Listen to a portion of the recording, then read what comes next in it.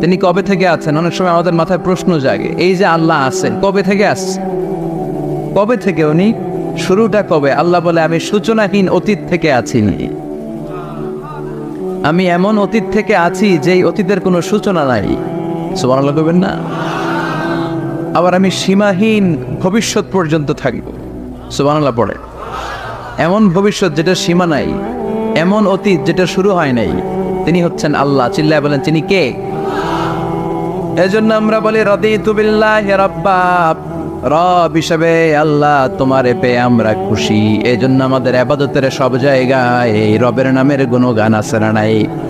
আমরা যখন রুকুতে যাই আমরা পড়ি সুবহানা রাব্বিয়াল, আবার যখন আমরা সিজদায় যাই আমরা পড়ি সুবহানা রাব্বিয়াল আ'লা, রুকুতে গেলে সুবহানা রাব্বিয়াল আযীম, আবার যখন সিজদায় যাই তখন আমরা পড়ি সুবহানা রাব্বিয়াল আ'লা। আবার কবরের জীবন যখন আমরা শুরু করে দিব, কবরের প্রথম প্রশ্ন হবে তোমার রবের নাম কি? আমরা বলবো আল্লাহ আমারে রব, আল্লাহ আমারে রব, এই রবি আমার সব, দমে দমে তনু মনে তারি অনুভব। তোমার দুনিয়াতে আমি যেদিকে তাকাই অতই নেয়ামতে ডুবে আছি সবাই। পাক পাখালির গানে শুনি তসবিহ কলো রব, তসবিহ কলো রব, আল্লাহ আমারে রব, এই রবি আমার সব। সুবহানাল্লাহ, কি অসাধারণ কথামালা! আল্লাহ আমার রব, এই রবই আমার সব। আল্লাহ যদি আমার সাথে থাকে পৃথিবীর কোনো শক্তি আমার থামাতে পারবে না। চিল্লায় বলেন ঠিক কিনা? আর এই রবকে যদি তুমি হারাও, রব যদি আমার বিপক্ষে চলে যায়, পৃথিবীর কোনো শক্তি আমার কোনো উপকার করতে পারবে? এজন্য বিশ্বনবী বলতেন ইযা সাআলতা ফাসআলিল্লাহ ওয়া ইযা ইসতাআনতা ফাসতাইন বিল্লাহ। যখন সাহায্য চাইতে মনে চাইবে, সাহায্য চাইবা কার কাছে? আমাদের কোনো গুরুত্বপূর্ণ ঘটনা ঘটলে, গুরুত্বপূর্ণ লাইফ ইভেন্ট ঘটলে, কিংবা আমরা কোনো বিপদে পড়লে সবার আগে আমরা ফেসবুকে শেয়ার দিই, ঠিক না? কথা কন। ফেসবুক অ্যাকাউন্ট নাই কার কার দেখি? ওই আল্লাহর ওলিদেরকে একটু দেখে রাখি। মাশাআল্লাহ, অনেকের নাই, অনেকের ফেসবুক অ্যাকাউন্ট নাই। তো এটার ভালো কাজে লাগানো উচিত। যেটাই আমরা করি এটা যেন ইসলামের পক্ষে যায়, ঠিক কিনা? মিন হুসনি ইসলামিল মারই তানকুহু মা লা ইয়ানিহি। ব্যক্তির ইসলামের সৌন্দর্য হচ্ছে যে অনর্থক কাজ ব্যক্তি করবে না। যে কাজে সওয়াব আছে, যে কাজে কল্যাণ আছে, ব্যক্তি শুধু ওই কাজটা করবে। চিৎকার করে বলেন ঠিক কিনা? অনর্থক কাজ করা ঠিক না, অনর্থক কথা বলা ঠিক না, অনর্থক সম্পদ নষ্ট করা ঠিক না, অনর্থক টাইম পাস করা ঠিক না। কারণ মুমিন জানে মা ইয়ালফিযু মিন কাউলিন ইল্লা লাদাইহি রাকীবুন আতীদ। মুমিনের জিহ্বা দিয়ে যা বের হয় তার প্রতিটি শব্দ পাই পাই করে হিসাব নেবে কে? আমাদের জীবনে অনর্থক কথা আছে না নাই? চায়ের দোকানে বসলে নিমসারে আছে নাকি এগুলা?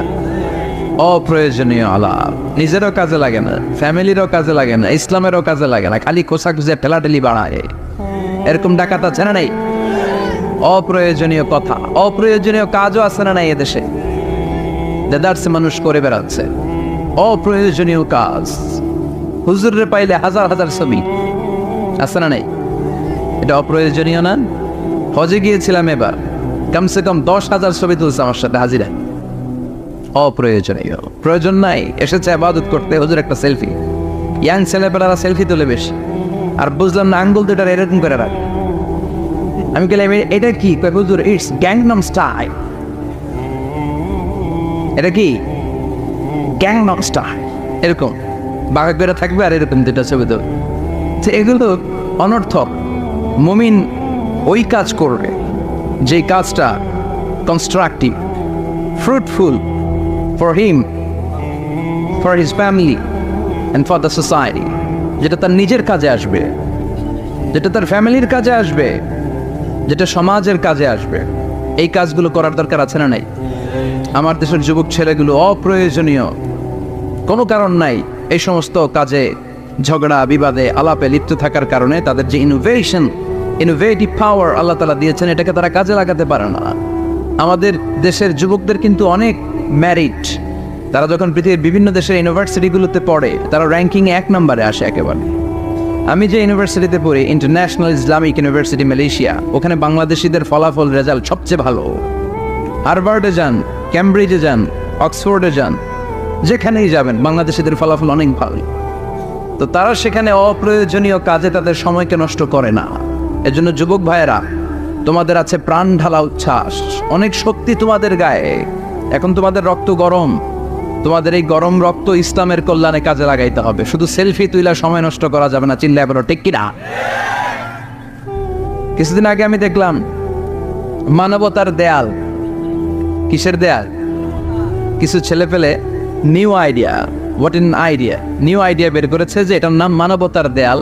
খুব সম্ভবত মসজিদের এক ওয়ালের মধ্যে তারা লিখেছে মানবতার দেয়াল, আর কিছু হ্যাঙ্গার টানিয়ে রেখেছে, আর বলেছে যেটা অপ্রয়োজনীয় রেখে যান, আর যেটা আপনার লাগবে নিয়ে যান।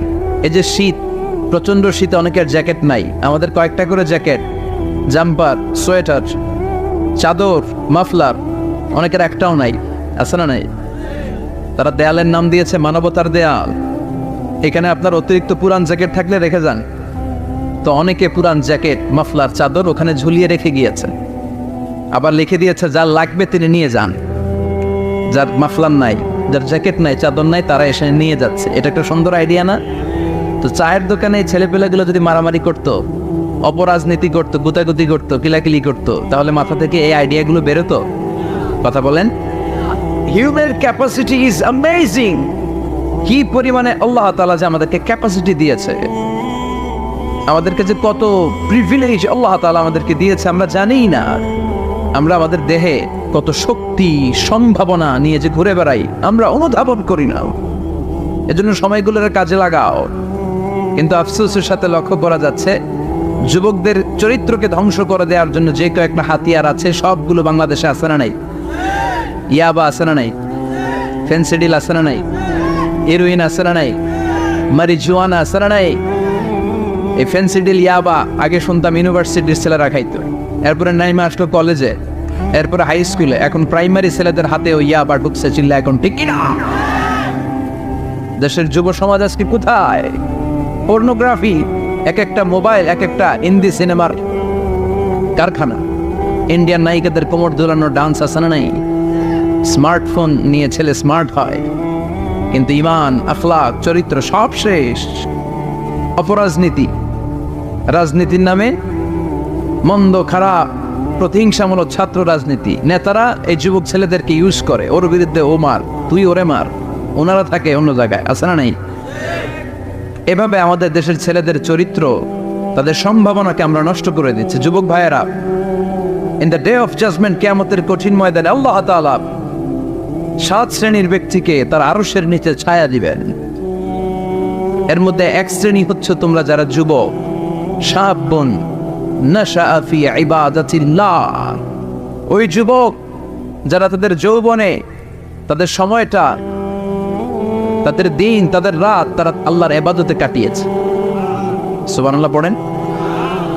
7 শ্রেণীর মধ্যে 2টা শ্রেণী হলো যুবক। একটা হলো যৌবন সময়ে যারা আল্লাহর ইবাদতে রাত কাটায়, সময় কাটায়। আর দ্বিতীয় ওই যুবক, যে যুবককে কোনো নারী অন্যায় কাজের, অন্যায় প্রেম করার পরকীয়ার অফার দেয়, ওই অফারকে ক্যান্সেল করে ওই যুবক বলে ইন্নী আখাফুল্লাহ, আমি এই পরকীয়ার দিকে যেতে পারি না, কারণ আমার অন্তরে ভয় আছে একজনের, তিনি কে? যাদের হৃদয়ে আছে আল্লাহর ভয়, তারা কবু পথ ভুলে যায় না। আল্লাহর প্রেম ছাড়া এই দুনিয়া কারো কাছে কোনো কিছু চায় না, ঠিক কি না? রাতের আধারে যারা সেজদাতে রয়, দু চোখের স্রোতে নদী যেন বয়। আল্লাহু আকবার। তো তাহাজ্জুদ পড়বে কখন? ফজরে তো পড়তে পারে না, আছে না নাই? রাতের আধারে যারা সেজদাতে রয়, দু চোখের স্রোতে নদী যেন বয়। ছলনার হাতছানি যতই ডাকুক, পেছনে ফিরেও সে তাকায় না। যাদের হৃদয়ে আছে আল্লাহর ভয়, তারা কবু পথ ভুলে যায় না। আল্লাহর প্রেম ছাড়াই দুনিয়ায় কারো কাছে কোনো কিছু চায় না। চিল্লায় বলেন ঠিক কিনা? তার মানে প্রথম হচ্ছে এক যুবক, যেই যুবক তার যৌবনকালের সময়টা আল্লাহর ইবাদতে কাটায়। দ্বিতীয় হলো এমন যুবক পরকীয়ার অফার পেয়ে সে বলে আমি ভয়ে পাই একজনকে, তিনি কে? এজন্য যুবক, তোমার অন্তর আল্লাহর ভয় থাকতে হবে। তোমার সময়টা এমনি কাটানো যাবে না, ইবাদতে কাটাতে হবে, ঠিক কিনা? এজন্য আমরা নামাজের পরে বলি রাদিতু বিল্লাহি রাব্বা, আল্লাহকে রব হিসেবে পেয়ে আমরা খুশি। তারপরে বলি অবিল ইসলামি দীনা, ইসলামকেও দিন হিসেবে পেয়ে আমরা খুশি না বেজার? কথা কন, খুশি না? আপনি খুশি হইলে আপনার লাভ, খুশি না হইলে আপনার লস। ইসলামের বিজয়কে সমুন্নত করবে কে? ইসলামের পতাকা পত পত করে হোয়াইট হাউসের উপরও একদিন ঝুলবে। চিল্লায় বলেন ঠিক কিনা? আল্লাহ বলেন খবরদার, ফু দিয়ে ইসলামের বাতি তোরা নিভাতে পারবি না। ইউরিদুনা লিউতফিউ নূরাল্লাহি বিআফওয়াহিহিম ওয়াল্লাহু মুতিম্মু নূরিহি ওয়ালাউ কারিহাল কাফিরুন। ইসলাম বিরোধীরা চায় মুখের ফুৎকারে ইসলামের বাতিকে নিভিয়ে দিতে। আল্লাহ বলে খবরদার, ষড়যন্ত্র করে লাভ নাই, ইসলামের বিজয় আমি নিশ্চিত করে দেব। স্যামুয়েল হ্যান্টিংটন একটা বই লিখেছে, দ্য ক্লাশেস অফ সিভিলাইজেশন। এই বইতে তিনি বলেছেন এই যে সভ্যতার সংঘাত, এত সভ্যতা, চায়না সভ্যতা, আর্য সভ্যতা, বৈদিক সভ্যতা, সিন্ধু সভ্যতা, মহেঞ্জোদারো সভ্যতা, ইরাকীয় সভ্যতা, মিশরীয় সভ্যতা, একটার পর একটা সভ্যতা পৃথিবীতে এসেছে, একটার পর একটা সুপার পাওয়ার। এখন সুপার পাওয়ার হচ্ছে ইউনাইটেড স্টেটস অফ আমেরিকা, ধারণা করা হচ্ছে এরপরে চায়না হবে সুপার পাওয়ার, আবার অনেকে বলছে এরপরে ইন্ডিয়া হবে সুপার পাওয়ার। এভাবে একটার পর একটা সুপার পাওয়ার যাওয়ার পরে সর্বশেষ যে সুপার পাওয়ারটা পৃথিবীর বুকে মাথা উঁচু করে দাঁড়িয়ে থাকবে সেটার নাম হচ্ছে ইসলাম। সেটার নাম কি? তার নমুনা গোটা বিশ্বব্যাপী আছে না নাই? ইসলামকে যত দমাইতে চায় এটা আরো উপরের দিকে ওঠে। সুবহানাল্লাহ কইবেন না? ইসলামের বৈশিষ্ট্য হচ্ছে চারা বীজের মতো। চারা বীজ তো আপনারা চিনবেন, নিমসালের মানুষ। বীজ, ইসলাম হচ্ছে বীজের মতো। ইসলামের শত্রুরা ইসলামকে মাটিতে গেড়ে দিতে চায়, কিন্তু ইসলাম হচ্ছে বীজের মতো, চারা বীজ। চারা বীজ মাটিতে গেড়ে দিলে কি হয়? কথা কর, আরো গজিয়ে ওঠে, মাটি ফেড়ে উপরের দিকে উঠে চিৎকার করে বলে ঠিক কি না? ইসলাম হচ্ছে টিউবের মতো। টিউব, পুকুরে যারা নতুন সাঁতার কাটতে যায় ডুবে যাতে মারা না যায়, টিউব নিয়ে সাগরের মধ্যে নামে। এই টিউবকে যত আপনি পানির নিচে ডুবাতে চাইবেন, টিউব আর উপরের দিকে ভেসে ভেসে উঠে। সুবহানাল্লাহ পড়ে। ইসলামরে তো ওরা চিনে নাই। ইসলাম হচ্ছে চারা বীজের মতো, ইসলাম হচ্ছে টায়ারের টিউবের মতো। এটার যতই নিচের দিকে নামাইতে যায়, এটার বৈশিষ্ট্য হচ্ছে এটার ধাক্কা মারলে এটার উপরের দিকে ওঠে। সুবহানাল্লাহ কইবেন না? গোটা বিশ্বব্যাপী আজকে ইসলামের গণজোয়ার, হাজার হাজার লোক কালিমা পড়ে মুসলমান হচ্ছে। গত কিছুদিন আগে আফ্রিকাতে এক লোক এক গ্রামের কয়েক হাজার মানুষকে এক ময়দানে দাঁড় করিয়ে একসাথে শাহাদাতের বাণী পাঠ করিয়ে মুসলমান বানায় ফেলছে। এই আফ্রিকার বুকে এতদিন আমেরিকার কাজ ছিল, এটারে বলে Tansir, Christian missionary. Lakh lakh dollar দিয়ে আফ্রিকার দেশগুলোর মধ্যে গরিব গরিব মুসলমানগুলোরে তারা নাসারা বানাতো। এই বিষয়টা যখন মুসলিম স্কলারদের নজরে এলো, এখন গোটা বিশ্বের সব মুসলিম স্কলাররা আফ্রিকায় যে ইসলামের দাওয়াতকে প্রচার করে দিচ্ছে। গ্রামকে গ্রাম খ্রিস্টান সম্প্রদায় লা ইলাহা ইল্লাল্লাহ মুহাম্মাদুর।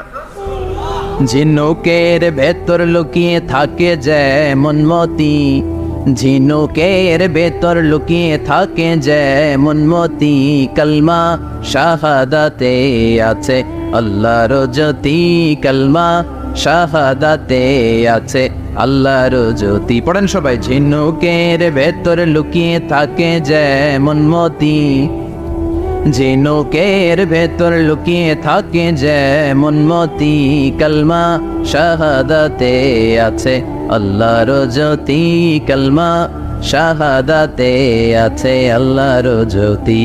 ঠিক কি না? এই জ্যোতি যদি একবার কারো হৃদয়ের মধ্যে স্থান করে নেয়, এই নুরানি আলোর ছোটা যদি কারো হৃদয়ের মধ্যে জায়গা দখল করে নেয়, পৃথিবীর কোনো মতাদর্শ তার অন্তরের মধ্যে আর থাকতে পারে? গ্রামকে গ্রাম আফ্রিকাতে এখন কালিমা পড়ে পড়ে মানুষ মুসলমান হয়ে যাচ্ছে। সুবহানাল্লাহ পড়ে। একদিন আমেরিকার হোয়াইট হাউসের উপরেও কালিমার লা ইলাহা ইল্লাল্লাহর পতাকা পতপত করে উড়বে, চিল্লায় বলেন ঠিক কিনা? এজন্য আমরা বলি ওয়াবিল ইসলামি দীনা, ইসলামকে ধর্ম হিসেবে পেয়ে আমরা খুশি না বেজার? After the twin tower attack, the number of Muslim in America already have been doubled. Now it's tripled. Twin tower অ্যাটাকের আগে আমেরিকা যত মুসলমান ছিল, এটা গত কয়েক বছর ধরে ছিল ডবল, এখন এটা ট্রিপল হয়ে গেছে।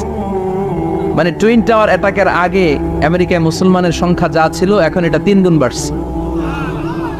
ইউরোপ, আমেরিকাতে মসজিদের সংখ্যা বাড়ছে, দাওয়াতি কাজের সংখ্যা বাড়ছে, এমনকি হার্ভার্ড ইউনিভার্সিটিতে, অক্সফোর্ডে, ক্যামব্রিজের ভেতরে, MIT, Massachusetts institute of technology, সায়েন্সে যারা পড়ে এদের স্বপ্ন MITর ভিতরে ইসলাম ঢুকে গেছে। এজন্য ইসলামের আলোকে কেউ নিভিয়ে দিতে পারবে? ইসলামের গতিকে কেউ থামিয়ে দিতে পারবে? এটা অসম্ভব। এজন্য ইসলামের বিজয় সুনিশ্চিত। আমরা যারা লেগে থাকতে পারবো, আমাদের কপালকে উজালা করে দিবে কে?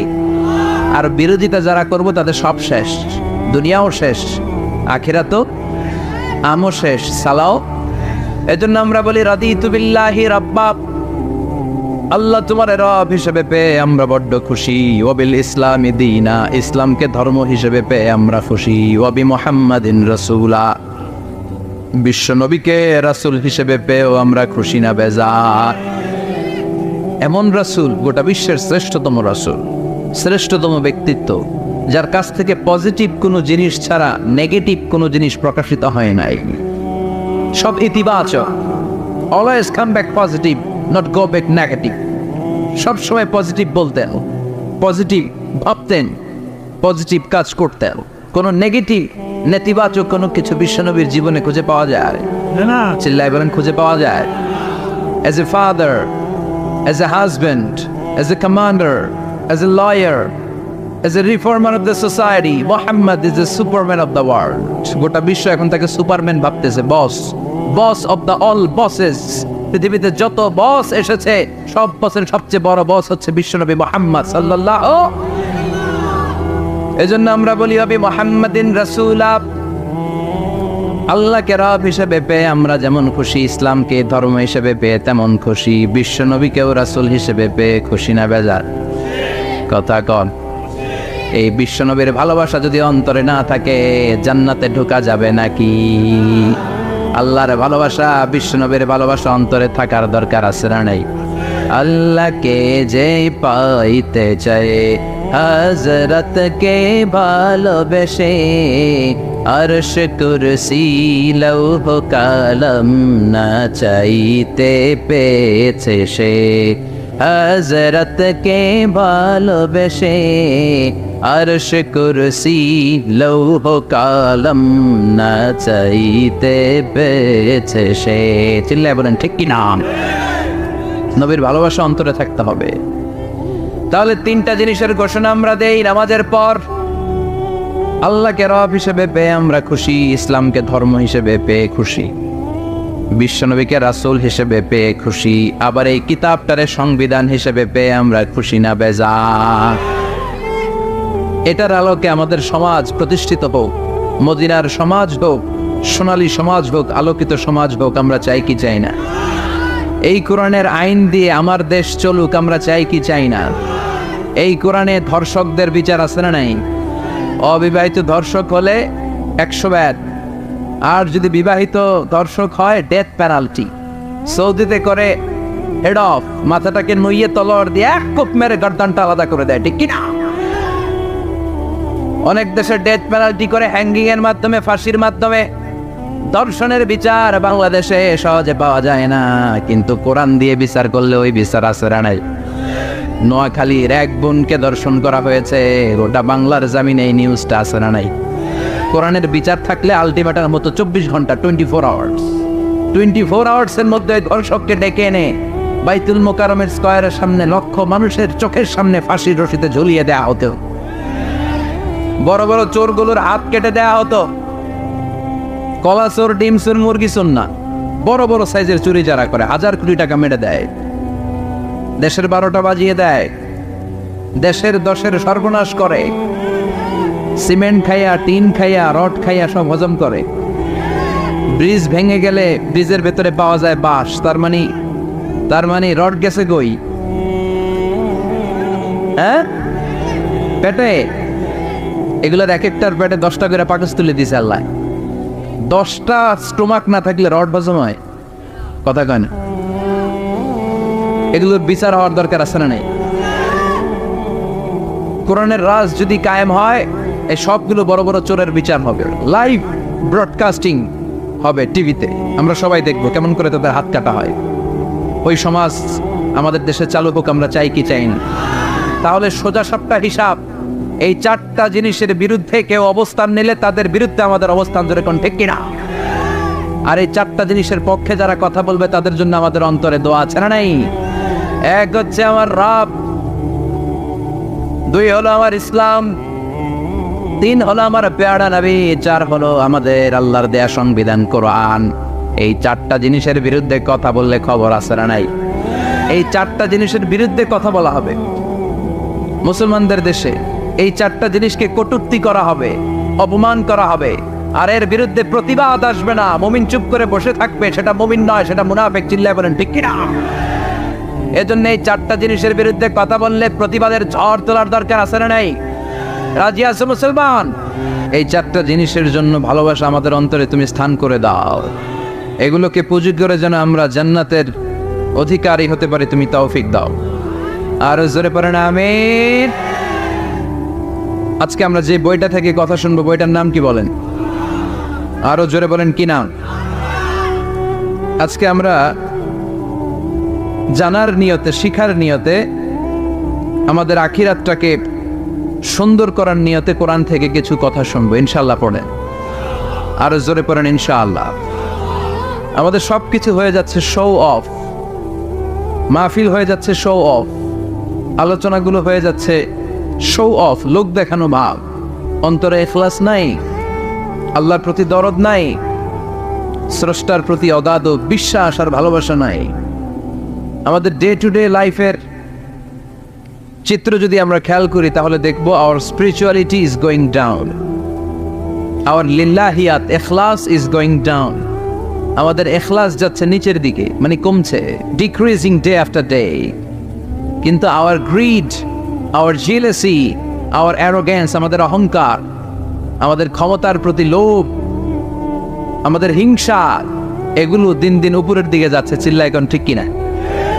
এই তাফসির মাহফিলগুলোর মূল উদ্দেশ্য হচ্ছে আমাদেরকে রাইট ট্র্যাকে নিয়ে আসা। We should come back to the right track. Train যদি লাইনচ্যুত হয়, অ্যাক্সিডেন্টের সম্ভাবনা আছে না নাই? লাইনচ্যুত হয়ে গেলে রেল কর্তৃপক্ষ এটাকে এসে আবার লাইনে তুলে দেয়, ঠিক কিনা? আমরা শয়তানের ওয়াসওয়াসাতে প্রায় লাইনচ্যুত হয়ে যায়। এই তাফসির মাহফিলগুলোর উদ্দেশ্য হচ্ছে আমাদেরকে আবার লাইনে তুলে দেয়া। আলহামদুলিল্লাহ কম। এই জন্য সময় নষ্ট করে, যে সময় ব্যয় করে যে আমরা এসেছি, আসলে আমরা শুরুতেই নিয়তটাকে খালেস করে নেই, যে আজকে আমরা যা শুনবো আমলের নিয়তে শুনবো, ইখলাসের সাথে শুনবো, নিজেকে পরিবর্তন করার জন্য শুনবো, আমার আখিরাতটাকে, আমার জান্নাতটাকে সুন্দর করার জন্য শুনবো। আসলে আমরা সরাসরি কোরআন থেকে শুনি, কেননা কোরআন থেকে কথা শুনলেই বরকত, কোরআন থেকে কথা শুনলে জীবন আলোকিত হয়। জীবনটা আলোকিত করে দেয় কে? কারণ সব সমস্যার সমাধান দিতে পারে। সমাধান চাও যদি জীবনে, মরণে ফিরে যাও, খুঁজে নাও, চোখ রাখো কোরআনে। চোখ রাখবেন কোথায়? না টিভির পর্দায়? কোথায়? সমাধান চাও যদি জীবনে, মরণে ফিরে যাও, খুঁজে নাও, চোখ রাখো কোরআনে। If you want the solution this dunya and akhirah, go back, have a look to the holy Quran. Subhanallah পড়েন। সমাধান চান তো go back, sit down and have a look to the Quran. আপনার জীবনের সব সমস্যার সমাধান কোরআনের ভেতরে আছে না নাই? সেই কোরআন থেকে আমরা কথা শুনবো। আমি আমার খুতবার শুরুতে সূরাতু আল কারিয়ার প্রথম 3টি আয়াত তেলাওয়াত করেছি।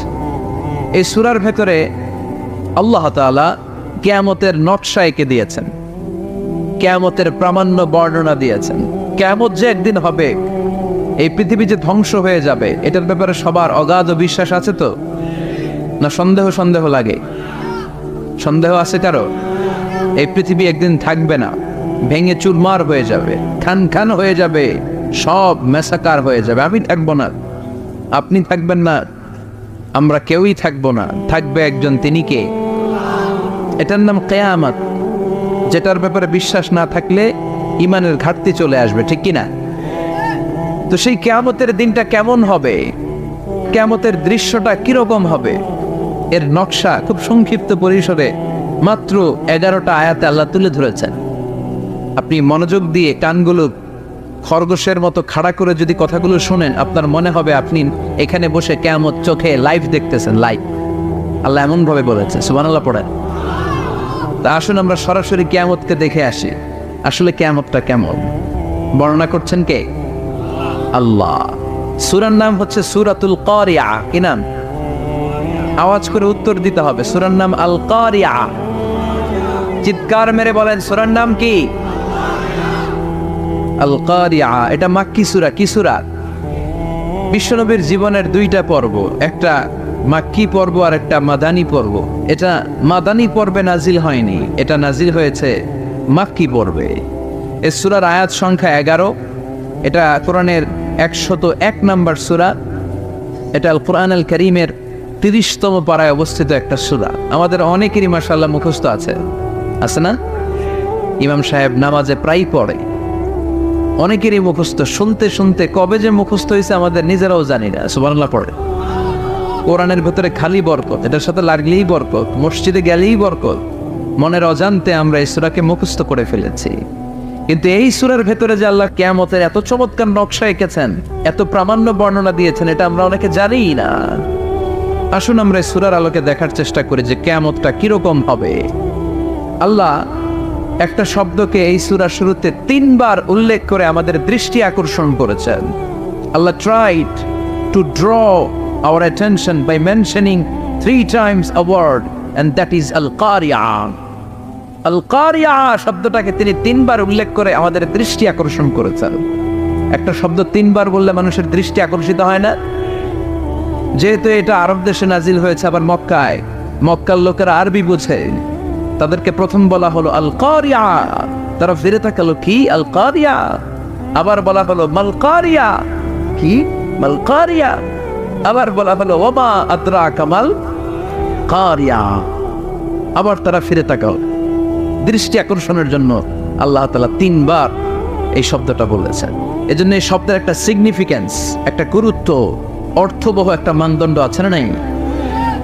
আল কারিয়া শব্দের অর্থ হচ্ছে বিকট আওয়াজ। আল কারিয়া মানে কি? কথা বলেন, আরো জোরে বলেন। বিকট আওয়াজ। এই বিকট আওয়াজটা তৈরি করার জন্য আল্লাহ তাআলা একজন ফেরেশতা তৈরি করেছেন, যার নাম হচ্ছে ইসরাফিল। নাম কি? আমাদের মধ্যে অনেকের নাম কিন্তু আমরা ইসরাফিল রাখি, তাই না? ইসরাফিল আছে না নাই? আজরাইল কিন্তু রাখে না, কে ডরে? কেন রাখে না? ভয় পায়। কিন্তু ইসরাফিল আছে, আমার পরিচিত অনেকে আছে ইসরাফিল। তো এই ফেরেশতার পা হচ্ছে জমিনের নিচে, মাথা হচ্ছে আকাশের উপরে। এই ফেরেশতার কাজ হচ্ছে ওই বিকট শব্দ তৈরি করা। উনি একটা সাইরেনের মধ্যে ফু দিবেন, হুইসেল দিবেন, ট্রাম্পেট। ওই ট্রাম্পেটে, ওই সাইরেনে, ওই হুইসেলে ফু দিলেই শুরু হয়ে যাবে আল কারিয়া। মাল ওমা আদরাকা মাল। এই ফেরেশতার দায়িত্বই হচ্ছে ওই বাঁশির মধ্যে ফু দেয়া। হুইসেল, সাইরেন, ট্রাম্পেট, আরবিতে এটাকে বলা হয় আসসুর। ইদা নুফিখা ফিস সূরি নাফখা ওয়াহিদা। যখন তিনি ওই সিংহে একটা ফু দিবেন, সব লন্ডভন্ড হয়ে যাবে, কিচ্ছু খুঁজে পাওয়া যাবে না। আল্লাহ ওনাকে তৈরি করেছেন শুধু এই হুইসেলের মধ্যে, বাঁশির মধ্যে 3টা ফু দেওয়ার জন্য। কয়টা?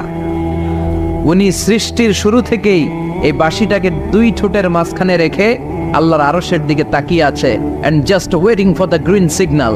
আল্লাহর পক্ষ থেকে সবুজ সংকেতের অপেক্ষায়। যখনই আল্লাহর অর্ডার করবে তখনই শুরু হয়ে যাবে আল কারিয়া। মাল ওমা আদরাকা মাল। সৃষ্টির শুরু থেকেই ইসরাফিল ফেরেশতা বিশাল সিংহাটাকে দুই ঠোঁটের মাঝখানে করে আরশের দিকে তাকিয়ে আছে, কখন আল্লাহ অর্ডার দিবে। অর্ডার দিতে দেরি, ফুৎকার দিতে দেরি নাই, ঠিক কিনা? বিকট আওয়াজ, গগন বিদারী শব্দ, প্রচন্ড একটা সাউন্ড, জাইগান্টিক সাউন্ড, যে আওয়াজ, যে শব্দ কেউ শুনে নাই। এজন্য আল্লাহ বললেন, আল কারিআতু মাল কারিআতু ওয়া মা আদরাকা মাল কারিয়া। সে আওয়াজটা ভয়ঙ্কর আওয়াজ, এটা বজ্রপাতের মতো না, এটা ট্রাকের টায়ার পাংচার হলে যে আওয়াজ হয় ওই আওয়াজের মতো না, গ্যাসের সিলিন্ডার ব্রাস্ট হয়ে গেলে যে আওয়াজ হয় ওই আওয়াজের মতো না, প্রাইমারি স্কুলে দপ্তরে যখন ছুটির ঘন্টা বাজায় ওই আওয়াজের মতো না। ওই আওয়াজটা এমন আওয়াজ, ওই আওয়াজ পৃথিবীর কেউ শোনে নাই। সেটার নাম হচ্ছে আল কারিআ মাল ওয়া আদরাকা মাল। বিকট আওয়াজ, বিকট ভয়ঙ্কর ট্রাম্পিট, এই সাইরেনে ফু দেয়া হবে। প্রথম ফু দেওয়ার সাথে সাথেই লন্ডভন্ড হয়ে যাবে। এই ইসরাফিলকে তৈরি করা হয়েছে শুধুমাত্র কেবলমাত্র 3টা ফু দেওয়ার জন্য। চিল্লায় বলতে হবে কয়টা? এই ফেরেশতার আর কোনো কাজ নাই, তার আর কোনো কাজ আছে? ঠিক যে মুহূর্তে, এখন আমার ঘড়িতে বাজে 9:50, রাত 9:50, ঠিক এই মুহূর্তে যখন আমরা তাফসীর শুনছি, ঠিক এই মুহূর্তেও ইসরাফিল ফেরেশতা সিংহাটাকে 2 ঠোঁটের মধ্যে লাগিয়ে আল্লাহর আরশের দিকে তাকিয়ে আছে। ওই যে সৃষ্টি শুরু থেকে তাকিয়ে আছে, আজও বুঝি তাকিয়ে আছে। যখনই গ্রিন সিগন্যাল আসবে মুহূর্তেই শুরু হয়ে যাবে আল কারিআ মাল ওয়া মা আদরাকা মাল। আল্লাহ বললেন সে আওয়াজটা হবে বড্ড ভয়ঙ্কর। প্রথম ফুৎকার যখন দেয়া হবে, এটার বলে নাফখাতুল ফাজা। দুনিয়ার সব মানুষগুলো অবাক হয়ে যাবে, পুরো পৃথিবীটা কেঁপে উঠবে, পৃথিবীর বিল্ডিং গুলো দুমড়ে মুচড়ে পড়বে, পৃথিবীর বড় বড় যত পাহাড়গুলো আছে তুলার মতো বাতাসে পাহাড়গুলো তুলিত হতে থাকবে। আল্লাহু আকবার। আল্লাহ বললেন ইয়াউমা ইয়াকুনুন নাসু কাল ফারাশিল মাবথুস ওয়া তাকুনুল জিবালু কাল আহনিল মানফুশ। সেদিন মানুষগুলো বিক্ষিপ্ত পতঙ্গের মতো নিক্ষিপ্ত হবে যখন আল কারিআ, এই বিকট আওয়াজটা হবে। শুনতেছেন? মনোযোগ আছে? কথা বুঝতে সমস্যা হচ্ছে না তো? 3টা ফুৎকার। কয়টা? প্রথম ফুৎকার দেওয়ার সাথে সাথে মানুষগুলো বিক্ষিপ্ত পতঙ্গের মতো নিক্ষিপ্ত হবে। এই যে আরামসে বসে আছি, তখন আর বসে থাকা যাবে না, কে ধাক্কা খেয়ে কই চলে যাব টেরই পাওয়া যাবে না। আমরা যে বসে আছি এর কারণ হচ্ছে গ্র্যাভিটেশনাল একটা ল আছে, পাওয়ার। এটাতে বাংলায় বলে মাধ্যাকর্ষণ শক্তি। কি শক্তি? কথা বলেন। কে আবিষ্কার করছে এটা? হ্যাঁ, কে? বিজ্ঞানী নিউটন, আইজাক নিউটন আবিষ্কার করেছে। আপেলকে সে নিচে পড়তে দেখে গবেষণা করে পেয়েছে গ্র্যাভিটেশনাল পাওয়ার। ওইটা থাকার কারণে পৃথিবীর সেন্টার সবকিছুকে নিচের দিকে টানে, নিজের দিকে টানে, ফলে আমরা বসে আছি। কিন্তু এই মাধ্যাকর্ষণ শক্তির বাইরে যদি আমরা আকাশে উঠে যাই, আর কিন্তু কোনো টানাটানি নাই, আপনি শূন্যে ভেসে থাকবেন। নভোচারীরা মহাশূন্যে যে ভেসে থাকে, কিয়ামতের এই ধাক্কার ভাইব্রেশন যখন শুরু হয়ে যাবে, পুরো পৃথিবীটা মুহূর্তের মধ্যে কেঁপে উঠবে। এমন কম্পন, এমন আওয়াজ পৃথিবীবাসী আর আগে আর শোনে নাই। একটা ধাক্কার চোটে মানুষগুলো ছিটকে কে যেন কই পড়ে যাবে, কেউ টের পাবে না। কে কই চলে গেছে হিসাব নাই। সব থাকবে ওই টাইমে, সব থাকবে না। কেউ থাকবে টয়লেটও, কেউ থাকবে ঘুমে, কেউ থাকবে বাজারে। আপনাদের নিমসার বাজার তো থাকবে তখন, না থাকবে? ওই যে লন্ডভন্ড হয়ে যাবে, হিসাব নাই। কে যে কোথায় ছিটকে পড়বো আমরা জানি না। বিক্ষিপ্ত পতঙ্গের মতো আমরা নিক্ষিপ্ত হব। শীতকালে আমার দেশের ছেলেরা রাত্রেবেলা ব্যাডমিন্টন খেলে, র্যাকেট খেলে না? নিমসারে বোধহয় খেলে টেলে না, খেলে তো। ওরা বাঁশ গেড়ে দেয় ক্ষেতের মাঝখানে। কি গাড়ে? এরপরে বাঁশের মধ্যে লাগায় কি? লাইট। লাইটগুলো লাগালে দেখবেন ক্ষেতের গ্রামের পোকাগুলো এসে লাইটের মধ্যে ছিটকে ছিটকে পড়ে। আমাদের অবস্থায় পোকার মতো হবে তখন। আল্লাহ সেটাই বললেন, ইয়াউমা ইয়াকুনুন নাসু কাল ফারাশিল মাবথুস। বিক্ষিপ্ত পতঙ্গের মতো মানুষগুলো নিক্ষিপ্ত হবে। ওয়া তাকুনুল জিবালু কাল আহনিল মানফুশ। তুলাকে যখন পিটানো হয়, ধ্বনিত করা হয়, দেখবেন তুলার ছোট ছোট কণা বাতাসের মধ্যে ভাসতে থাকে। ফু মারলে আরো দূরে যায়। আরো বাতাস আসলে উড়ে উড়ে যে কোথায় চলে যায় টের পাওয়া যায় না। সুবহানাল্লাহ। বিশাল বিশাল পাহাড়গুলো এরকম ধ্বনিত তুলার মতো সামনে উঠতে থাকবে, একটা পাহাড়ও টিকবে না। বাংলাদেশের সবচেয়ে বড় পাহাড়ের নাম কি জানেন? তাজিংডং পর্বত। কিন্তু সবচেয়ে বড় পাহাড় হচ্ছে গারো পাহাড়, ময়মনসিংহের। ওটা থাকবে কিয়ামতের দিন? আল কারিয়া, আল কারিয়ার সময় টিকবে ওইটা? তাজিংডং বিজয় সবচেয়ে বড় পর্বত শৃঙ্গ, কোথায় এটা? বান্দরবান। এটা টিকবে? কেউকারাডাং একটা আছে না, চিম্বুক আছে না, টিকবে? টিকবে না। পৃথিবীর সবচেয়ে বড় পাহাড় মাউন্ট এভারেস্ট নেপালে 29,035 ফিট উঁচু, টিকবে? ইউরোপের সবচেয়ে বড় পাহাড় আল্পস পর্বতমালা, টিকবে না। আমেরিকার সবচেয়ে বড় পাহাড় আলাস্কা পর্বতমালা, টিকবে না। আরব বিশ্বে বিশাল একটা মাউন্টেন রেঞ্জ আছে, ওইটার নাম তুর পাহাড়, ওইটাও টিকবে না। একটা পাহাড়ও থাকবে না। পাহাড়গুলো ভেঙে দুবড়ে মুচড়ে তুলার মতো ধ্বনিত হতে থাকবে। চিৎকার করে পড়েন আল্লাহ আকবার। এই যে 5 তলা 7 তলা 10 তলা দেদারসে টাওয়ার উঠতে শুরু করেছে, বিল্ডিং বাড়তে শুরু করেছে। কিয়ামত যখন শুরু হবে, আল কারিয়া যখন শুরু হয়ে যাবে, রব্বুল আলামিন পুরো পৃথিবীটারে ধরে একটা ঝাঁকুনি মারবে। ওই ঝাঁকুনির চুটে 8 তলা 10 তলা বিল্ডিং গুলো টিকবে নাকি? 30 তলা 50 তলা হলে তো আর ভাঙবে না।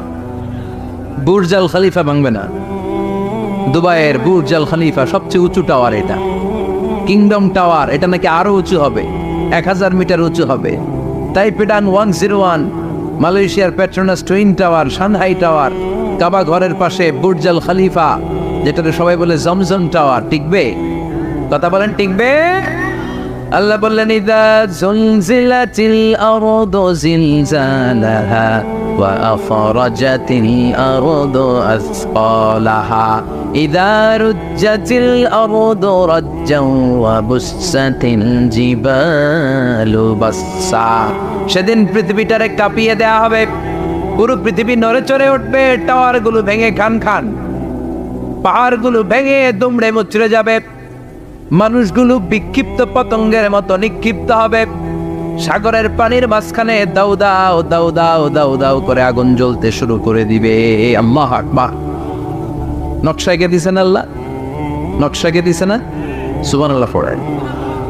আবার আল্লাহ বললেন ফাইযা বারিকাল বাসারু ওয়া খাসাফাল কামারু ওয়া জুমিআশ শামসু ওয়াল কামার ইয়াকুলুল ইনসানু আইনাল মাফার। সেদিন মানুষের চোখ হবে ছানা বড়া, চন্দ্র সূর্যে কোনো আলো থাকবে না, মানুষগুলো দিক বিদিক পাগলের মতো দৌড়াবে। সবার মুখে এক কথা, পালাবো কই? পালানোর জায়গা আছে নাকি? শুধু বাংলাদেশের এই সাইডটাতেই কিয়ামত হবে, সৌদিতে আর হবে না। হ্যাঁ, আমেরিকায় কেমন হবে? ওদিক তো ডোনাল্ড ট্রাম্প থাকে। হ্যাঁ, আমেরিকাতেও হবে, জাপানে হবে, ইন্ডিয়াতে হবে, গোটা বিশ্বে একসাথে কাপাকাপি আর এই ধ্বংসলীলা শুরু হয়ে যাবে। চিৎকার করে বলেন ঠিক কি না? আল্লাহ বলেন ইয়াউমা নাতবিস সামা কাতাইয়িস সিজিল্লিল কুতুব। আকাশ আর আকাশ থাকবে না। কাগজ যেমনি আমরা এরকম ফোল্ড করে ফেলি, ভাঁজ করে ফেলি, মন চাইলে কাগজকে যেমনি আমরা এরকম হাতের মধ্যে গুটিয়ে নেই, সেদিন আকাশটারে হাতের মধ্যে গুটিয়ে নিবে কে? মানুষগুলো পাগলের মতো দৌড়াবে। কেউ থাকবে টয়লেটে, কেউ হসপিটালে, কেউ মাজারে, কেউ বাজারে, যে যেখানে থাক, শুরু হয়ে যাবে কিয়ামতের এই ভয়াবহ দৃশ্য। দুধের বাচ্চাকে রেখে দিয়ে মা দৌড়ে পালাবে। দুধের বাচ্চা রেখে মা কোথাও যায়? কলিজার টুকরা এটা, দুধের বাচ্চা, এটারও ফেলে মা কোথাও যায় না। কিন্তু কিয়ামতের ওই ঝাঁকুনির দৃশ্য দেখে, আল কারিয়া মাল ওয়া মা আদরাকা মাল, এই দৃশ্য দেখে দুধের বাচ্চারে রেখে মা দিবে দৌড়। অনেক গর্ভবতী মহিলা থাকবে এই কিয়ামতের সময়ে, যাদের পেটের ভেতরে 2 মাসের বাচ্চা, 3 মাসের বাচ্চা, অপরিপক্ক অপরিণত, বাচ্চাটা এখনো বড় হয় নাই, কোনো বাচ্চার হাত পা এখনো হয় নাই। কিয়ামতের এই ভয়ঙ্কর দৃশ্যটা দেখে জায়গার মধ্যে 3 মাসের অপরিণত বাচ্চাটা ডেলিভারি হয়ে যাবে। আল কারিয়া মাল কারিয়া। আমা আতরা কামাল। পৃথিবীর যখন এইরকম দৃশ্য, আল্লাহ তাআলা ইসরাফিলকে বলবেন, ইসরাফিল তোর তো 3টা ফুৎকার দেওয়ার দায়িত্ব ছিল, দিয়েছে কয়টা? চিল্লায় বলেন কয়টা? এবার আল্লাহ বলবেন এবার দ্বিতীয় ফুৎকার দেয়া। কয় নাম্বার ফু দিবে? ওই ফু দেওয়ার সাথে সাথে ইসরাফিল প্রথম ফুৎকার দিয়ে জায়গা মতো এরকমই দাঁড়ায় থাকবে, আবার যখন গ্রিন সিগন্যাল পাবে মুহূর্তের মধ্যে আরেকটা ফু দিয়ে দিবে। ফু দেওয়ার সাথে সাথে পৃথিবীর সব মানুষগুলো মরে শেষ। কেউ থাকবে? থাকতে পারবো আমরা? থাকার জন্য আসছি। একদিন মাটির ভেতরে হবে ঘরে মন আমার, কেন বান্ধ দালান ঘর, প্রাণ পাখি উড়ে যাবে পিঞ্জর ছেড়ে, ধরা ধামে সবই রবে তুমি যাবে চলে, বন্ধু বান্ধব যত মাতা পিতা দ্বারা সুত সবই হবে তোমার পরে মন আমার, কেন বান্ধ দালান ঘর, একদিন মাটির ভেতরে হবে ঘরে মন আমার, কেন বান্ধ দালান ঘর। ঠিক কিনা? এই গানের কথামালাটা খুব সুন্দর না? আখিরাতের রিমাইন্ডার আমাদেরকে দেয়। এই যে দুনিয়া দুনিয়া, টাকা পয়সা আরো লাগবে, আরো কামাবো, এটাতে আমার হবে না, আরো চাই আরো চাই।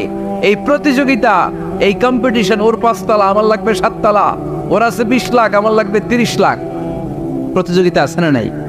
এগুলো আমাদেরকে পাগল বানিয়ে দিয়েছে, মহাচ্ছন্ন করে ফেলেছে। পৃথিবীটা আসলে একটা মরিচিকা, বোকা, লোভ লালসা, আজ আছে কাল নাই। 2 নাম্বার ফুৎকার দেওয়ার সাথে সাথে পৃথিবীর সব শেষ। মালাকুল মাউত পৃথিবীর সব মানুষের রূহ কবজ করবে। আল্লাহ বলবেন, মালাকুল মাউত আখবিরনি মাইয়া বাকা, আমাকে বল আর কে আছে। মালাকুল মাউত বলবে পৃথিবীর সব মানুষের রূহ কবজ করে শেষ, কেউ নাই। মানুষবিহীন পৃথিবী, মানুষের কোলাহলে পৃথিবীটা মুখরিত থাকতো এতদিন। গোটা পৃথিবী ব্যাপী মানুষের কোলাহল, ওই যে সাইয়েদনা আদম থেকে শুরু হয়েছে, আর থামে নাই। মানুষ আর মানুষ, মানুষ আর মানুষ, মানুষ আর মানুষ, সব মানুষ শেষ। আল্লাহ আশরাফুল মাখলুকাত একটারেও রাখি নাই, সব শেষ। শুধু আছে জিন জাতি। আল্লাহ বলবেন যাও এবার জিন জাতি ধরো, জিনদের রূহ কবজ করো। মালাকুল মাউত কিন্তু জিনদের রূহ কবজ করে। ওমা খলাকতুল জিন্না ওয়াল ইনসা ইল্লা লিয়াবুদুন। জিন জাতি আর মানব জাতি, এই 2 জাতিকে আল্লাহ তাআলা তৈরি করেছে কার ইবাদতের জন্য। আমরা যেমনি নামাজ পড়ি, জিনেরাও নামাজ পড়ে। আমরা যেমনি রমাদানের রোজা রাখি, জিনেরাও রমাদানের ফরজ রোজা রাখতে হয়। আমরা যেমনি হজ করি, জিনেরাও হজ করে। আমরা যেমনি আরাফার দিনে কাঁদতে কাঁদতে আল্লাহর কাছে দোয়া করি, আল্লাহ বাইক করে, জিনেরাও পড়ে। আমরা দেখি না, এদের দেখা যায়? দেখা যায় না। জিসমুন নারিয়্যুন, আগুনের তৈরি ওদের দেহ। ইয়াতাশাক্কালু বিআশকালিন মুখতালিফা, বিভিন্ন কালার ধারণ করতে পারে, বিভিন্ন রং ধারণ করতে পারে। জিনের সংজ্ঞা হচ্ছে জিসমুন নারিয়্যুন ইয়াতাশাক্কালু বিআশকালিন মুখতালিফা, আগুনের তৈরি এক সৃষ্টি। বিভিন্ন সূরত তারা নিতে পারে, মানুষের সূরত নিতে পারে, প্রাণীর সূরত নিতে পারে। ঠিক কি না? মালাকুল মাউত জিন জাতি হত্যা করতে শুরু করবেন, রূহ কবজ করবেন। করতে করতে সব শেষ। খারাপ জিনদের সর্দার হলো ইবলিস। সব জিনদেরকে মারতে যত কষ্ট দেয়া হয়েছে, সবচেয়ে বেশি কষ্ট দিয়ে ইবলিসের রূহ কবজ করে ফেলা হবে। ইবলিস আর নাই, মানুষও নাই, জিনও নাই, পশু পাখি কিচ্ছু নাই। আল্লাহ বলবেন, ইয়া মালাকুল মাউত আখবিরনি মাইয়াবকা, অনেক দায়িত্ব পালন করেছিস তুই। মানুষ মারলি, জিন মারলি, মৎস্যকুল মারলি, পাখি মারলি, সব মারলি, এবার আর কে বেঁচে আছে বল। মালাকুল মউত বলবে, আল্লাহ আর কেউ নাই, খালি ফেরেশতারা আছে। কারা আছে? মালাইকা। আল্লাহ বলবে, যা এবার ফেরেশতাদের গোষ্ঠী শেষ কর। মালাকুল মউত একটার পর একটা ফেরেশতার রূহ কবজ করবে, একটার পর একটা, একটার পর একটা, করতে করতে সব ফেরেশতা। ফেরেশতাদের সংজ্ঞা হচ্ছে জিসমুন নূরিয়ুন ইয়াতাশাক্কালু বিআশকালিন মুখতালিফা, আলোর তৈরি, নূরের তৈরি একটা দেহ, চাইলে বিভিন্ন সূরত ধারণ করতে পারে। জিন আর ফেরেশতার পার্থক্য বুঝেছে? জিন কিসের তৈরি? আগুন, জিসমুন নারিয়ন। আর ফেরেশতা হচ্ছে জিসমুন নূরিয়ন, নূর দিয়ে তৈরি। একের পর এক ফেরেশতা সবার করা হবে। এবার আল্লাহ বলবেন, ইয়া মালাকাল মাউত আখবিরনি মাইয়াবকা, আর কে কে বেঁচে আছে বল।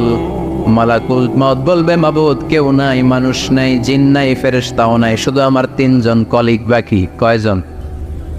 জোরে বলেন কয়জন? জিব্রাইল বাকি, ইসরাফিল বাকি, মিকাইল। আর আমি, আল্লাহ বলবে মিকাইলের রূহ কবজ করে নিয়ে আয়। যে মিকাইল আমার আদেশে পৃথিবীতে বৃষ্টি ঝরাতো, আমার আদেশে ক্ষেত খামারে ফসলের ব্যবস্থা করে দিত, আমার আদেশে মানুষের রিজিকের হিসাব রাখতো। এই মিকাইলের রূহ কবজ করে নিয়ে আয়। 1 নম্বর কলিগ শেষ। কলিগ বুঝেন তো? সহকর্মী। কলিগ মানে কি? সহকর্মী। 1 নম্বর কলিগ নাই।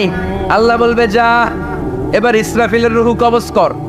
ইসরাফিল ফেরেশতা তখনও আল্লাহর আরশের দিকে ঠোঁটের মাঝখানে বিশাল সিংহাটা নিয়ে তাকিয়ে আছে। ওই মুহূর্তে মালাকুল মাউত যে সালাম দিয়ে রূহটা কবজ করে ফেলবে। ইসরাফিলও নাই, ইসরাফিলও নাই।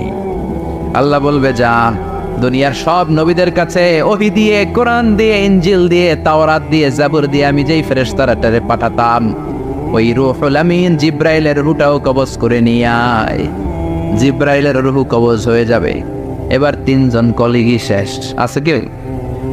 আছে? এবার আল্লাহ বলবে, ইয়া মালাকাল মাউত, হে মৃত্যুর ফেরেশতা, আখবিরনি মাইয়াবকা, মহাবিশ্বে আর কে কে আছে বল। কেউ নাই, মানুষ নাই, জিন নাই, ফেরেশতা নাই, আমার কলিগরাও নাই, আমি বড় একা। এখন আমি একা হয়ে গেছি। আল্লাহ, আছি শুধু আমি, মালাকুল মাউত, তোমার হুকুমের গোলাম। আর আনতাল হাইয়ুল কাইয়ুম, তুমি শাশ্বত চিরঞ্জীব, তুমি তো মরবা না। না, আমি আছি। বাপসা উনিও থাকবে, উনি আর আল্লাহ থাকবে। আল্লাহ বলবে, মালাকুল মাউত এবার তুই মর, এবার তুই মর। এই কথা শুনে মালাকুল মাউতের খিঁচুনি উঠে যাবে। আজীবন মারছে, আজকে মরবে। খিঁচুনি উঠে যাবে, জ্বর এসে যাবে, কাঁপুনি ছুটে যাবে, কাঁপতে থাকবে। আল্লাহ বলবেন, কাঁপাকাঁপি করে লাভ নাই, মর। মালাকুল মাউত বলবে, মাবুদ এইটা আবার কেমন কথা? সবাই রে আমি মারলাম, আমি মরুম কেন? আমি না মারছি, আমি না মেরেছি, আমি মরবো কেন? আল্লাহ বলবেন, কথা নাই, মর। ও আল্লাহ, আমি কেন মরবো? আমি না দুনিয়ার সবাই রে মারলাম। আল্লাহ বলবেন, কুল্লু নাফসিন যায়িকাতুল মাউত, পৃথিবীর প্রতিটা আত্মারে মৃত্যুর স্বাদ নিতে হবে রে মালাকুল মাউত, তুইও মরবি, মর। কাঁপতে কাঁপতে আল্লাহ বলবে, জান্নাত আর জাহান্নামের মাঝ বরাবর যে দাঁড়া। মালাকুল মাউত দাঁড়াবে। এই দৃশ্য দেখার মতো তখন কেউ থাকবে না। থাকবে? কেউ নাই। মালাকুল মাউত কাঁপতে কাঁপতে, আল্লাহ বলবেন, কেঁপে লাভ নাই, কেঁদে লাভ নাই, মরতে তোকে হবেই। Everyone has to take the test of death, সবাইকে মৃত্যুর স্বাদ আস্বাদন করতে হবে। মর, মরে যা, মুত ইয়া মালাকাল মাউত। আল্লাহ বলবেন, ও মৃত্যুর ফেরেশতা, মর, মুত ইয়া মালাকাল মাউত। বলার সাথে সাথে যে ফেরেশতার হাতে আমাদের সবার রূহ চলে গিয়েছিল, ওই ফেরেশতা চিৎকার মেরে জান্নাত এবং জাহান্নামের মাঝখানে বেহুশ হয়ে পড়ে যাবে। শেষ। মালাকুল মাউতের কিচ্ছা খতম, উনিও নাই। এবার ডানে বায়ে, সামনে পেছনে, উপরে নিচে কেউ আছে? একজন ছাড়া, তিনি কে? কুল্লু মান আলাইহা ফানি ওয়া ইয়াবকা ওয়াজহু রাব্বিকা যুল জালালি ওয়াল ইকরাম ফাবিআইয়ি আলাই রাব্বিকুমা তুকাযযিবান। এই জমিনে যারা আছে সব শেষ হয়ে যাবে, একজন ছাড়া, তিনি কে? আল্লাহ তখন হুঙ্কার দিয়ে একা একাই বলবেন, একা একাই বলবেন, ইয়া আরদু আইনা আশজারু, কেউ পৃথিবী তোর বড় বড় গাছগুলো কোথায়? আপনাদের নিমসারে বট গাছ আছে? কোথায় আছে বট গাছ? অনেক জায়গায় থাকে না বট গাছ বিশাল, ওইটাকে কেন্দ্র করে শিরকের আখড়া জমে ওঠে, ওইখানে মোমবাতি লাগায়, লাল সালু দেয়, নাচানাচি করে, এরকম বট গাছের আখড়া আছে নাই? আল্লাহ বলবে, ইয়া আরদু, হে পৃথিবী, আইনা আশজারু, কে তোর বড় বড় গাছগুলো আজকে কোথায়? ইয়া আরদু আইনা আনহারুকি, হে পৃথিবী তোর বড় বড় নদীগুলো কই? পদ্মা নদী কই? মেঘনা নদী কই? ব্রহ্মপুত্র কই? গঙ্গা নদী কই? মিসিসিপি, মিসৌরি কই? নীল নদ কোথায়? আমাজন কোথায়? 6,695 কিলোমিটার লম্বা। উগান্ডার ভিক্টোরিয়ার কাম্পালা থেকে এর অববাহিকা শুরু। পৃথিবীর সবচেয়ে বড় যে নদীটা নীল নদ, মিশরে এই নদটা ছিল। আমি দেখেছি, ঘুরেছি এর উপর দিয়ে অনেক। 5 বছরে নীল নদের পানি আমি খেয়েছি।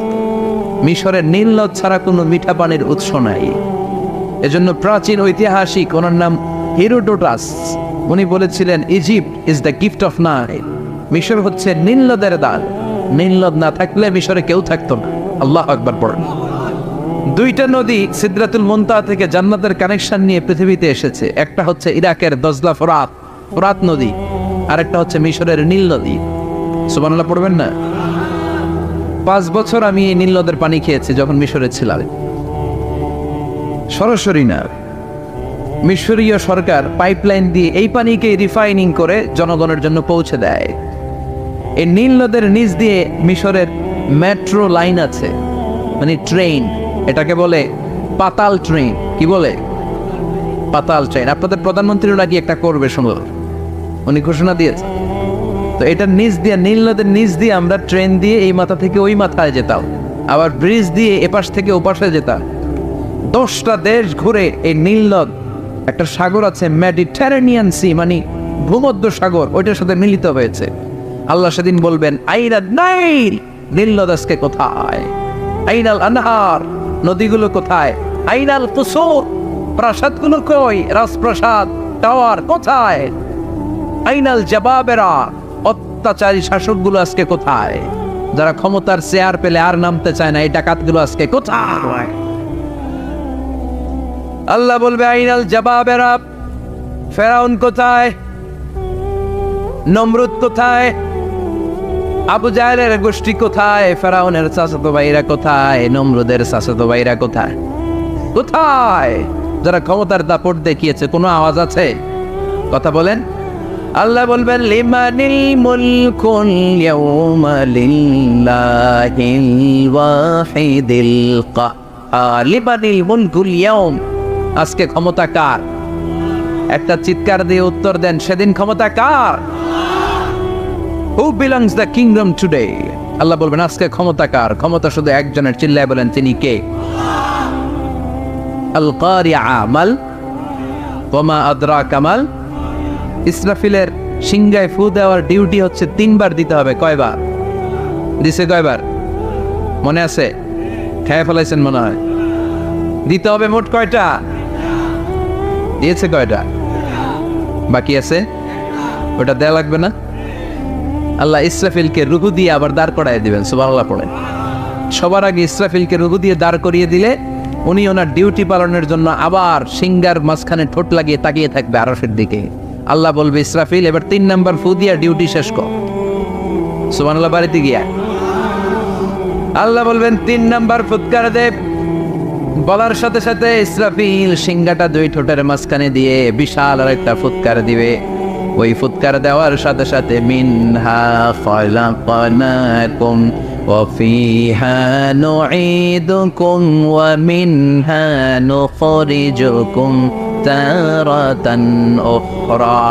ওই ফু দেওয়ার সাথে সাথে পৃথিবীর যেখানে যত মানুষ ছিল সব উঠবে। যাদেরকে স্বাভাবিকভাবে কবর দিয়ে কবরস্থানে রাখা হয়েছিল কবর থেকে উঠবে। যারা বিমান দুর্ঘটনায় মারা গিয়েছে ওই ছাইগুলো থেকে উঠবে। যারা সাগরের মধ্যে মারা গিয়েছে সেখান থেকে উঠবে। যাদেরকে তিমি মাছ খেয়ে ফেলেছিল ওখান থেকে উঠবে। যে যেখানে ছিল ওইখান থেকে উঠবে। সুবহানাল্লাহ। লক্ষ লক্ষ মানুষ উঠে বলবে আমাদের ঘুম ভাঙাইলো কে? কি বলবে? ঘুম ভাঙাইয়া গেল রে। ওরা বলবে আমাদের ঘুম ভাঙালো কে? قالوا من بعثنا من مرقدنا هذا ما وعد الرحمن وصدق المرسلون। সব দাঁড়াবে, দাঁড়িয়ে বলবে ঘুম ভাঙালো কে? সবচেয়ে লম্বা ঘুম দিয়েছিল সৈয়দনা আদম আলাইহিস সালামের ছেলে হাবিল, যাকে হত্যা করেছে। জানেন না আপনারা?